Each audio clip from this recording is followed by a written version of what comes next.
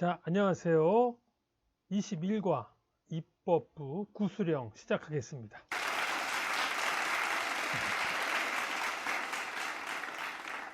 자, 언제나 이제 구수령은 이제 3개의 질문이 이렇게 주어집니다. 네. 자, 그래서 한번 보겠습니다. 그 첫 번째 질문, 두 번째 질문, 또 제가 이제 3번째 질문도 준비했는데요.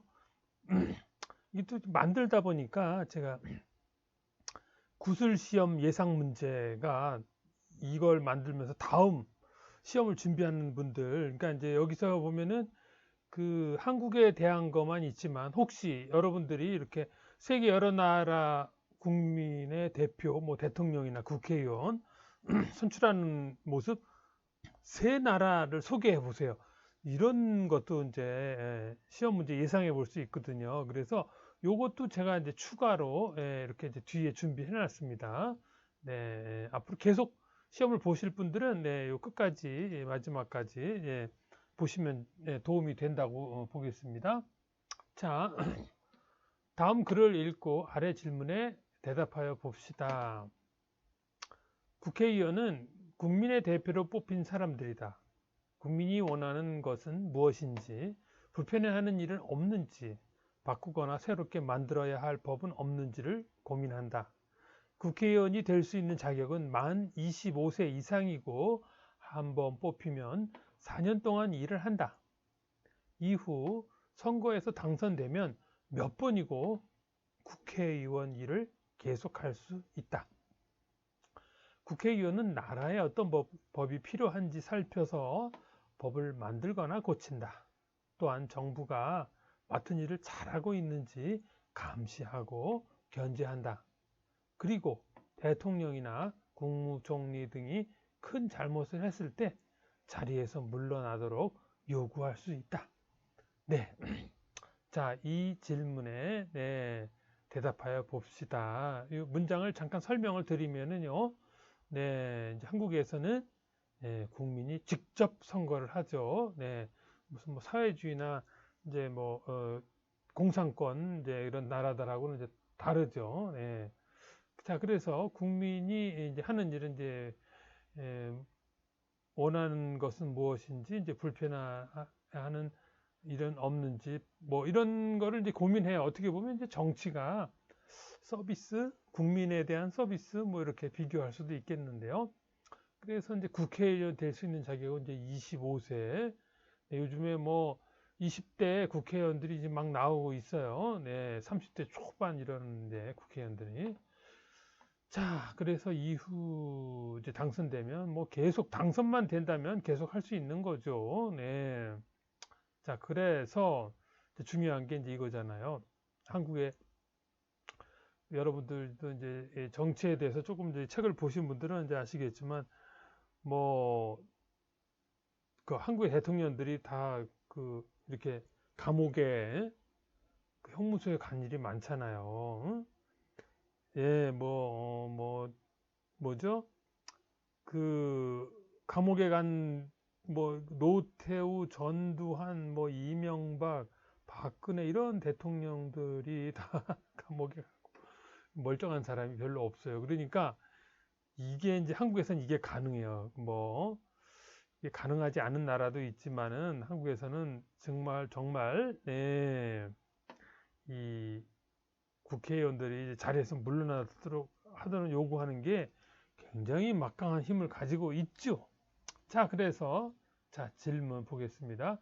국회의원이 하는 일 두 가지를 말해 보세요. 그 다음에 국민의 대표로서 국회의원이 꼭 갖추어야 할 자질은 무엇이라고 생각하나요? 세 번째 질문.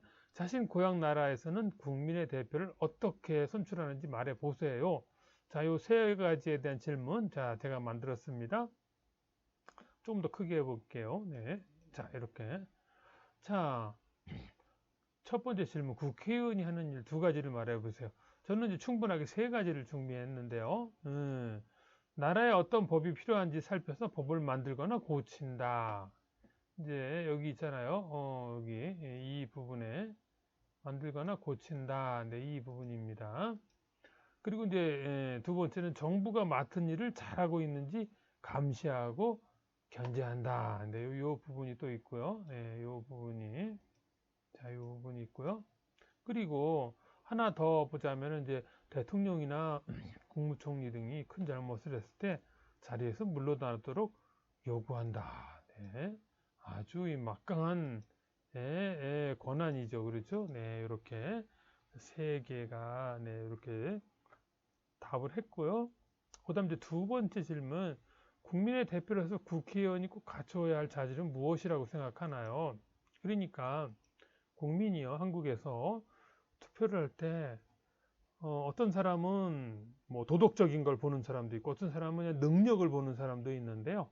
일단 제가 준비한 거를 보겠습니다. 첫 번째, 사회를 대표하여 입법 활동을 제대로 수행하기 위해서는 각 분야의 전문적인 식견과 자질, 소양을 갖춘 전문가이어야 한다. 예를 들어서요, 그, 어디에서 이제 뭐, 국토, 뭐, 아파트, 뭐, 이런 그런 일에 대해서, 문제가 생겼는데, 그거에 대한 지식이 없거나, 그러면 뭐 국토부 장관이나 뭐 이런 사람 그런 정부 기관에 가서 자기가 지식이 없으면 따질 수가 없죠. 이게 잘못이 잘했다 못했다 이거를 냉정하게 이렇게 설명할 수가 없고 이렇게 감시할 때 안 되죠. 그래서 전문가이어야 한다. 그리고 자질, 식견 이런 이제 안목 이렇게 판단하는 능력 뭐 이런 거. 네. 이 자질 부분에서는 3번에 또 있는데요. 소양 이 부분 3번하고 좀 겹치고 일단 첫 번째는 이제 좀 국회의원은요.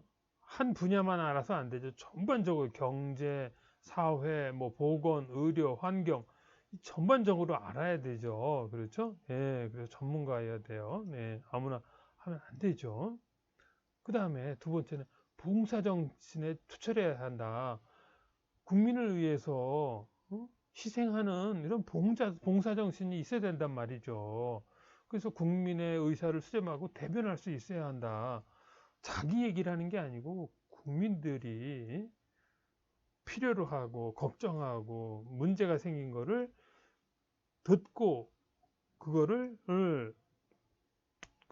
법을 만드는데 반영해야 된다 이거죠. 예? 그렇죠? 그래서 여러분들이 이제 이거를 만약에 구술 시험에서 이걸 다 외우지 못한다면 제가 표시한 것만 요걸 위주로 여기 전문가가 돼야 되고요. 여기 그다음에 봉사정신 투철해야 되고요. 봉사정신 이런 거. 그다음에 지위남용과 영리행위를 하지 않는 청렴결백한 도덕성을 가진 사람이라 한다. 청렴결백은 뭐야?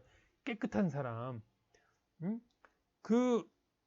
자기가 국회의원 자리에서 남들이 모르는 비밀 정보를 이용해서 뭐 땅을 사고 어디에 또 가까운 사람한테 정보를 이렇게 전달해서 그런 돈을 수고비를 받고 이런 그 도덕성이 그런 이제 결여된 사람들은 안 된다 이거죠.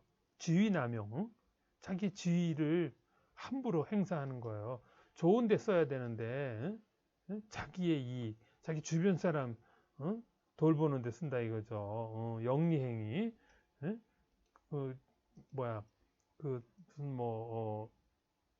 자기가 국회의원만이 알 수 있는 정보를 이용해 가지고 그걸 돈을 번다든지 그런 거 안 되죠. 네. 그래서 요즘에 뉴스에 많이 나오죠. LH 공무원들이 자기들이 일하면서 알게 된 정보를 이용해서 막 땅을 사고 그런 게 이 국회의원들도 그런 사람들 많이 있잖아요. 아닌 사람들이 더 많지만은 안 되죠. 그런 사람들을 찾아내야죠. 자, 그래서 세 번째 질문은요. 자신 고향 나라에서는 국민의 대표를 어떻게 선출하는지 말해보세요. 사실은요. 이 세 번째 문제는 이 두 번째만 질문에 대답을 잘하면 되는데 저는 이 문제를 만들면서 이 구술 시험 예상 문제 다음에 나올 수 있겠구나. 그래서 이거를 따로 만들지 않고 지금 여러 나라를 소개하면서 여러분들이 이거를 좀 보고 보고 다음에 같이 준비를 하면 좋겠다. 이 생각을 했습니다. 자, 그러면 다음 페이지로 넘어가겠습니다.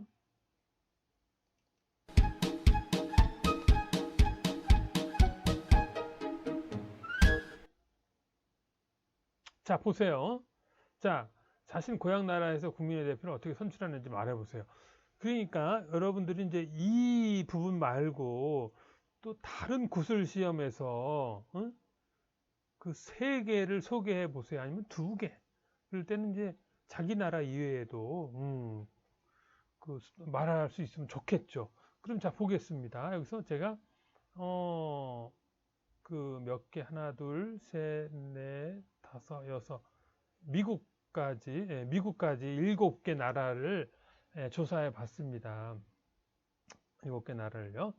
자신 고향 나라에서는 국민의 대표를 어떻게 선출하는지 말해보세요. 이제 케냐의 경우는 글자를 모르는 사람이 많아서 이제 글을 모르니까는요, 투표용지에다가 뭐 사람 이름을 써도 모르니까 과일 모양으로 찬반을 표시하는 투표를 한 적이 있다. 2005년 새 법안 투표에서는 찬성은 바나나, 반대는 오렌지 그림에 표시하는 투표를 한 적이 있었다고 한다. 그러니까 찬성하면 바나나를 거기다 표시하고 내가 이 사람 반대한다 그러면 오렌지 뭐 그렇게 되네요. 재미있네요. 그 인도도 글을 몰라서 이렇게 비슷하게 한다는 걸 제가 자료를 조사하면서 봤습니다. 이제 다 여기다 넣지는 못했는데요. 자, 필리핀의 경우 중복 투표 그러니까 2번 하는 경우가 많아 이를 막기 위해 맞힌 사람들의 손톱에 푸른색 잉크를 묻히도록 했는데 이 잉크를 지우는 데는 2, 3일이 걸리기 때문에 중복 투표는 생각할 수도 없게 되었다고 한다. 투표하면 저기 푸른색 잉크를 손톱에다가 묻힌다 이거죠. 그리고 그 있는 사람이 다시 또 중복 2번 투표는 못한다 이거죠. 자, 일본 유권자가 후보와 정당 이름을 투표용지에 직접 적는다. 직접 손으로 유권자의 의견만 알 수 있으면 글자가 틀리든 빼먹든 심지어 별명을 적어도 괜찮다고 한다. 자, 일본은 좀 그러네요. 한국은 도장이 조금만 오른쪽으로 가고 뭐 이렇게 이동해도 그게 무효가 돼버리잖아요. 네. 자, 오스트레일리아 투표를 하지 않으면 약 한국 돈으로 5만 원 가량의 벌금을 내는데 그 탓에 투표율이 90%에서 95%에 이르고 이처럼 벌금을 부과하는 것은 더 많은 국민을 투표에 참여시켜 국민의 뜻을 나란히 반영하기 위함이다. 네, 오스트레일리아가 무섭네요. 이거 안 가면 5만 원 벌금 내는데 아까워서라도 가겠네요. 그렇죠? 네, 95%면 대단한 거죠. 일단 파키스탄 그냥 지장 찍으면 된다. 지장 손으로 지장. 네. 파키스탄엔 문맹이 많아서 그 방식을 사용한다. 그래서 투표용지에 정당의 상징이 꼭 있어야 한다. 자, 요 5, 6, 7번은요. JTBC 비정상회담 텔레비전 프로그램 아시죠? 거기 이제 파키스탄 대표로 나와서 말하는 자히드라는 그분이 말한 거예요. 자, 이탈리아. 최근 어떤 후보가 자신의 사진으로 가면을 만들어 축구 시합 때 가서 몇천 명에게 나눠줬다. 후보가 그 사진을, 그 얼굴. 그런데 효과가 대박이었다. 며칠 동안 SNS에서 그 사진이 떠돌았대요. 그런데 당선되지 못했대요. 그 말에 웃음을 자아냈다. 알베르토가 한 말이에요. 가면. 그러니까 광고 효과는 좋았는데, 그 유권자한테 감동을 주지는 못했나 봐요. 자질이라든가, 전문적이라든가, 이런 게 공감을 얻지 못했던 모양이죠. 자, 미국. 미국은 선거운동을 2년 전부터 시작한다. 그래서 후보들이 2년 동안 고생한다. 그리고 조금 무서운 게 트럼프가 대통령이 되자마자 2020년 선거 후보 운동을 끝마쳤다고 해 말의 눈길을 끌었다.